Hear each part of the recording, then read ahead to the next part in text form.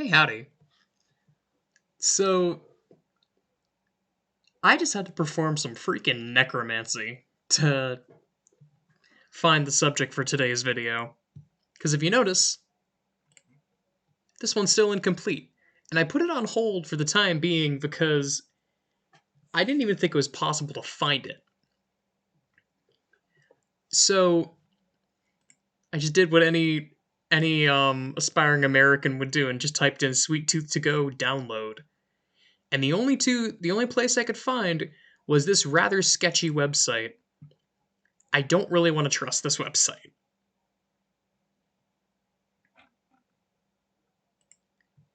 That is the only link that I could find, because the other stuff, there's an Amazon link that I don't think even has it for sale. Is the funny thing.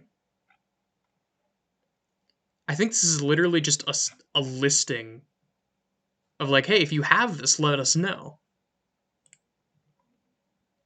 But I ended up going to the Internet Archive, and let's see. I do Sweet Tooth to Go.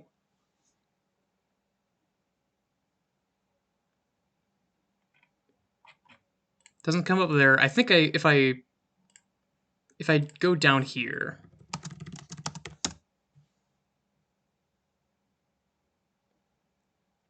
Come on.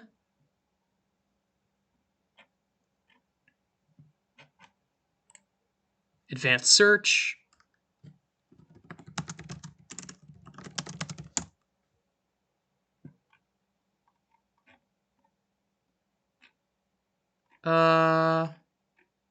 Yeah. This game is just nowhere. I'll try Sweet Tooth to Go PopCap. One result. Published in 2004. This is the only link that I could find.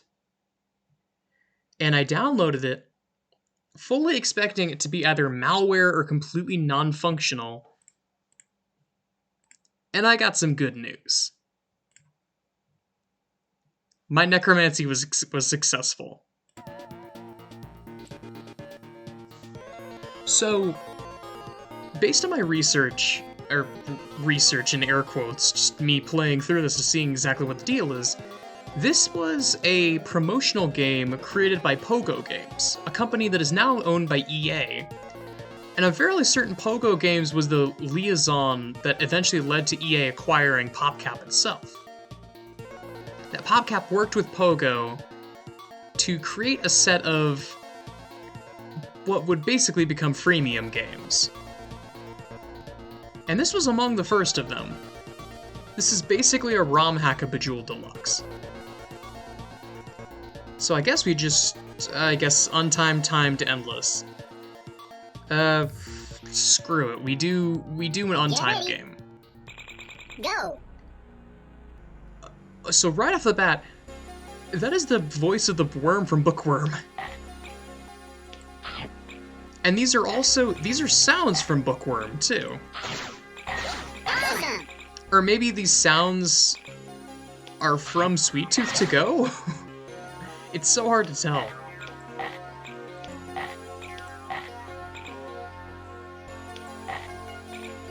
What came first, the consumerist chicken or the consumerist egg?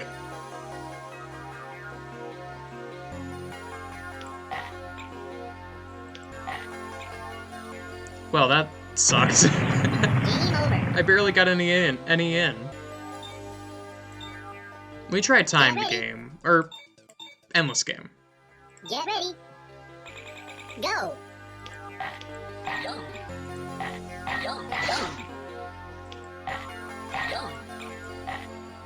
The thing that this reminds me of more than anything is the, there used to be this old Flash website called Candy Stand. And Candy Stand, it was from what I understand, the oldest website in the world when it came to games like this, that were promotional games created with the intent of getting people to buy shit.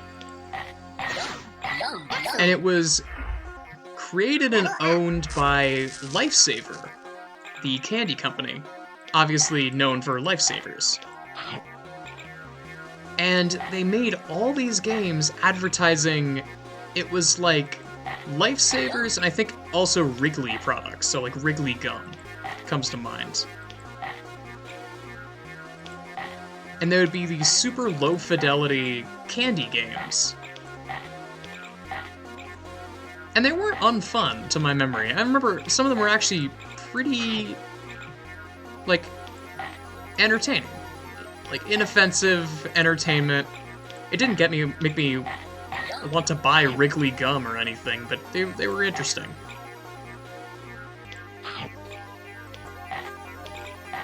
Now, unfortunately, that company is gone, and they were bought out before Flash was acquired, to my memory. Or before Flash was completely defunct, to my memory.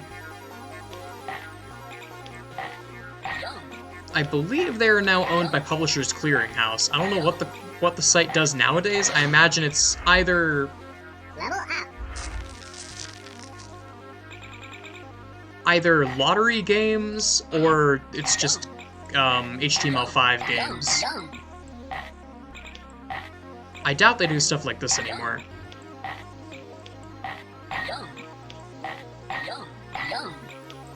This is such a bizarre thing. And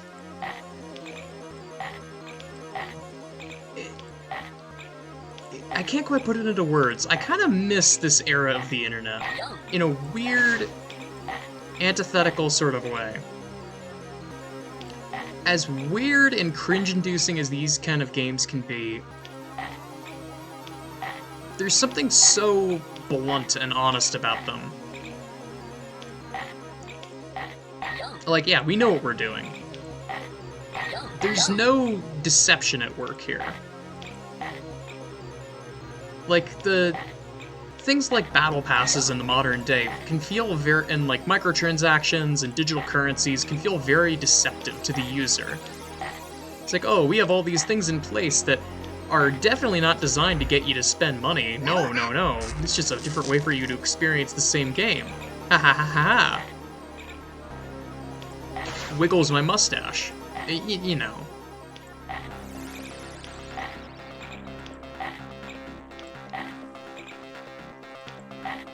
But with this, it's so on the nose. It feels very honest. Like, yeah, we know exactly what we're doing. Do we hope you're gonna fall for it? Yeah. Are there gonna be hard feelings if you don't fall for it? Not really. There's something very admirable about that.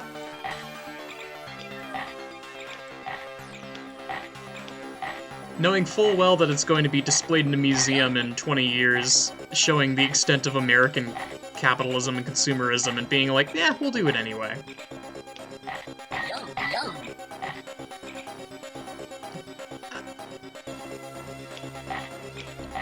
Do I wish that things were still like this? Not necessarily, but it would be funny if there were some things that some like companies that still were willing to say, fuck it, let's make a $1 game and put it on Steam. That's an advertisement for Pringles. People will like it.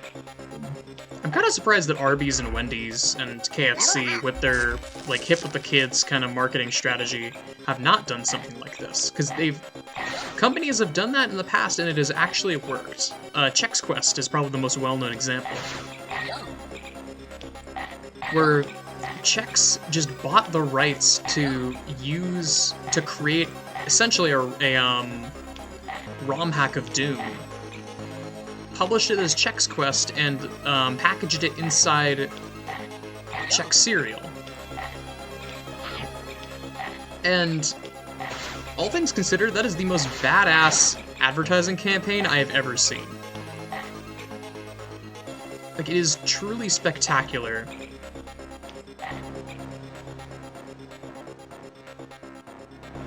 And it was a reason for people to go out and buy the product, so it worked perfectly as an ad campaign. And like, it worked perfectly as an ad campaign, and it was also just a fun concept. It wasn't overdone. I think they made 3 Chex Quest games, and all of them were of at least, like, baseline quality. Like, they weren't they weren't that much worse than just playing Doom. They were a bit weird and kiddie, but I mean, you're playing a game called Chex Quest, so it's to be expected, right?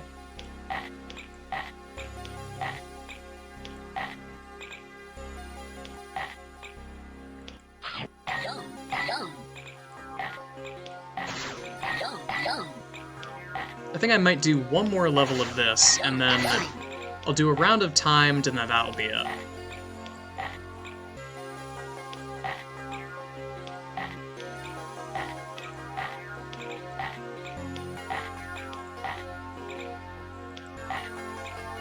Also, something that I've been mulling over for a long while now is I think with this collection of games that are a bit more under the radar, particularly this one, I genuinely didn't know if it was possible to play this game. I thought it was going to be completely unobtainable and I would just have to take my lumps and say, okay, this game is lost media, let's move on. And I've done the search, and it was kind of an arduous search to find a lot of these games. So as a way of giving back, I think I might just either in a Google Drive or some method, I think I'm just gonna take all of these games that I've amassed and just like put them in a place where people can publicly download them. Because so far as I can tell, EA has made very little effort to archive these games.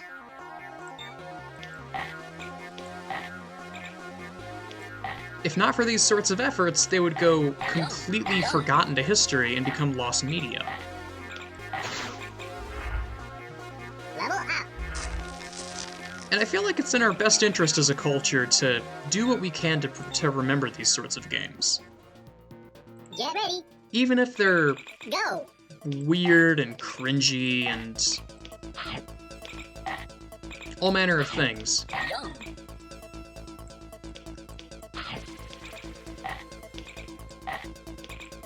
There's still things to be learned from them. Even if they're not extremely relevant to a lot of things, but there's still relevancy to be had. There's still reasons that you want to remember something like this, even if it's just like a childhood fancy. Like, yeah, I remember that. It was weird, it was funny. I enjoyed it. Also, what is the timed aspect of this? I expected this to be like speed mode, but I don't think the bar is moving backwards at all. Level up.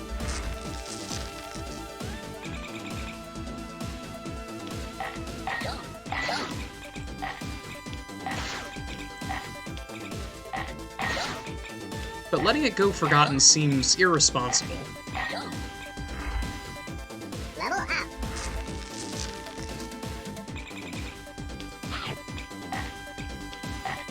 That being said, I'm also reaching the point where these games are no longer lost. Like, you get past a certain point, and they're not gone so much as forgotten.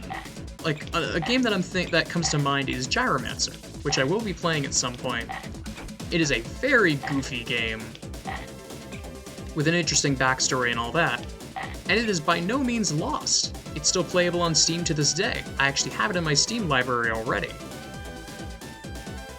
Hell, finding that game was part of the reason for me to start this project in the first place.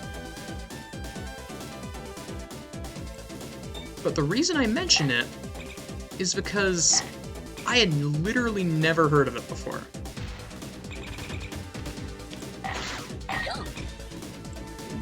And I just sat there for a second in awe, just like, does this really exist? And then played it and was just gobsmacked. Like, yeah, this really does exist, and I'd only just now heard about it.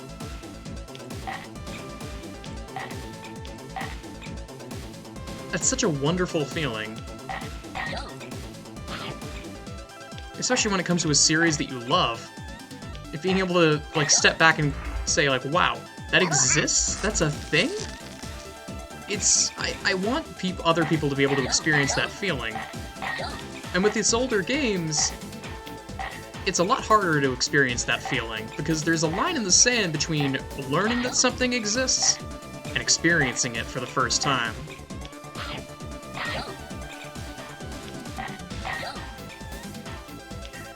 I'm rambling now.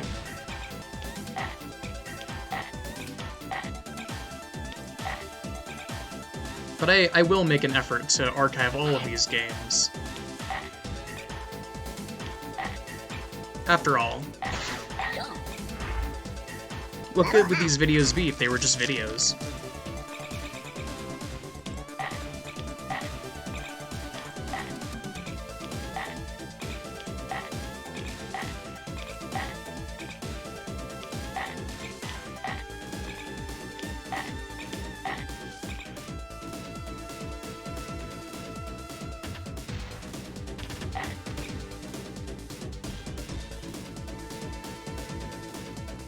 Oh god, I can't see the moves.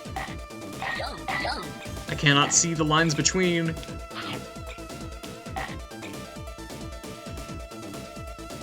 Ah!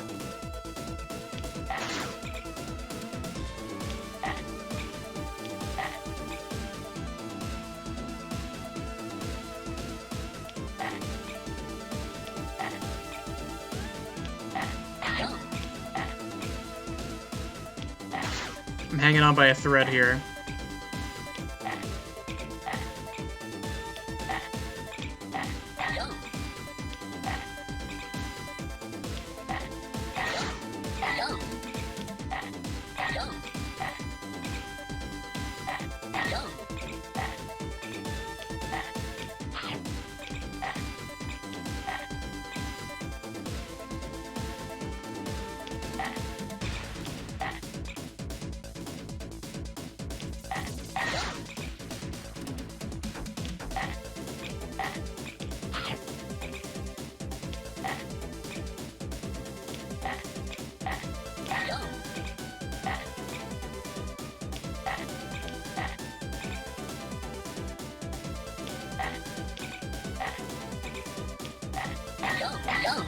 I will finish this level if it's the last thing I do.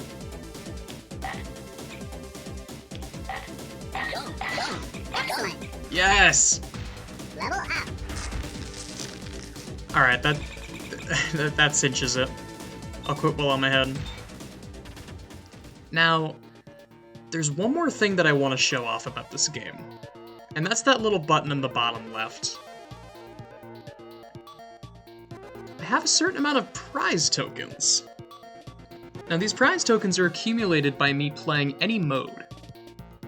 And there's two buttons here, get tokens and official rules. I think the link to official rules is broken.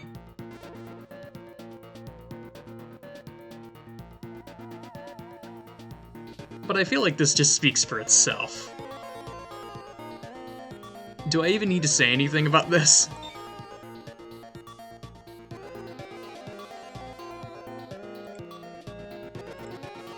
Oh, the game might have crashed. Yeah, fairly certain the game just crashed. Hang on. Yep, game crashed. One moment. I swear it showed something else before. There we go.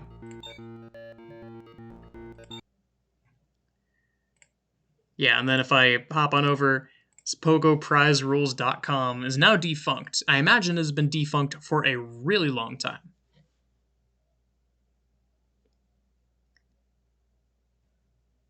But I mean, yeah.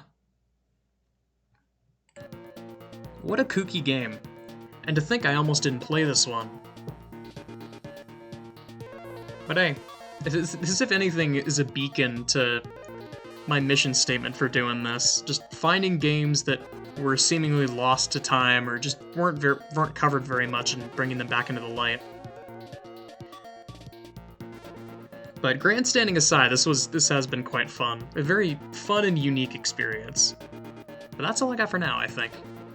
Thanks so much for watching.